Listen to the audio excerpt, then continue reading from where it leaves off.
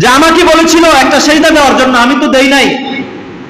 আদম সন্তান তো সেজদা দিয়ে তারা ফালাহুল জান্নাহ, তারা জান্নাতের অধিবাসী হয়ে গেছে।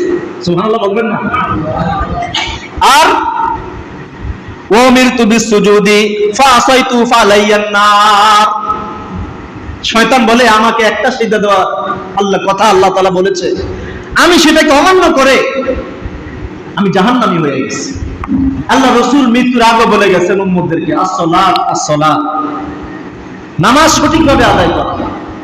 নামাজের সময় হয়ে গেলে সবকিছু ত্যাগ করে মসজিদে চলে আসা, এটা আল্লাহ তাআলার ওয়াদা। আল্লাহ তাআলা সূরা জুমার মধ্যে বলেছেন, আযান হয়ে যাবে তো মসজিদে চলে আসা। নামাজের গুরুত্ব কত অপরিসীম। আমি হাদিস পড়েছিলাম, আল্লাহ রাসূল বলেছেন, মিফতাহুল জান্নাতিস সালাত, নামাজ বেহেশতের চাবি। বিল্ডিং করছেন, এখন তালা মাইরা ফেলায় রাখছেন, এখন এটা ভাঙা ছাড়া আপনি যাইতে পারবেন না, ঠিক কি না? চাবি থাকলে না ভিতরে ঢুকতে পারবে। আল্লাহ, নামাজ আমার ঠিক আছে কিনা, আমি 5 ওয়াক্ত নামাজ ঠিক মতো পড়ি কিনা, জামাতের সহিত আদায় করি কিনা, 2 ওয়াক্ত 5 ওয়াক্ত নামাজ আল্লাহ রাসূল সাল্লাল্লাহু আলাইহি ওয়াসাল্লামকে আল্লাহ তাআলা বলেন, যাও 5 ওয়াক্ত নামাজ দিলাম। এই 5 ওয়াক্ত যে নামাজ পড়বে তাকে 50 ওয়াক্ত নামাজের সওয়াব তার আমলনামায় লিখে দিবে। সুবহানাল্লাহ। গুরুত্ব সহকারে আদায় করা। ওয়ারকাউ মা'আর রাকিঈন, আল্লাহ তাআলা বলেন, রুকু করনে ওয়ালাদের সাথে রুকু করো, সিজদা করনে ওয়ালাদের সাথে সিজদা করো, কাঁধে কাঁধ মিলিয়ে নামাজ পড়ো।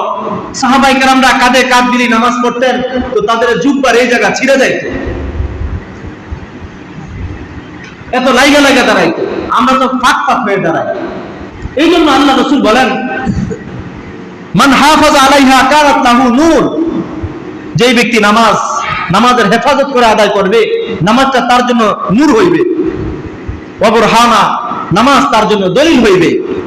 ওয়া নাজাতা ইয়াউমাল কিয়ামা, আর কিয়ামতের দিন নামাজ তাকে নাজাত দিবে। সুবহানাল্লাহ। কিয়ামতের দিন নামাজ তাকে নাজাত দিবে।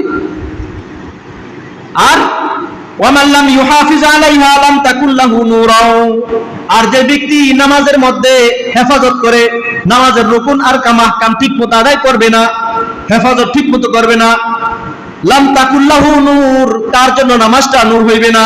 ওয়ালা বুরহানা, তার জন্য নামাজ হাশরের ময়দানে দলিল হইবে না। ওয়ালা নাজাতা ওয়া কানা ইয়াউমাল কিয়ামা, কিয়ামতের দিন নামাজ তাকে নাজাত দিবে না, বরং মা কারুনা ওয়া ফিরাউনা ওয়া উবাই ইবনে খালফ, বরং এই নামাজ দিয়া সে কাফেরের সাথে তার হাশর হবে। ওয়া মা ফিরাউন ওয়া মা কারুনের সাথে, ফিরাউনের সাথে, ওয়া উবাই ইবনে খালফ, এই তাদের সাথে হাশর হবে। তা নামাজের হেফাজত করার দরকার আছে কিনা বলেন? অবশ্যই আছে। নবী সাল্লাল্লাহু আলাইহি ওয়াসাল্লাম, ইযা সাজাদা ইবনু আদামা ইতাজালা শাইতানু ওয়া হুয়া ইয়াবকি ওয়া ইয়াকুল, আদম সন্তান যখন সিজদা করে, শয়তান চিৎকার করে কান্নাকাটি করতে করতে এই কথা বলতে যায়, কি বলে? ইবনু আদামা বিসসুজুদি ফাসাদাদা ফালাহুল জান্নাহ।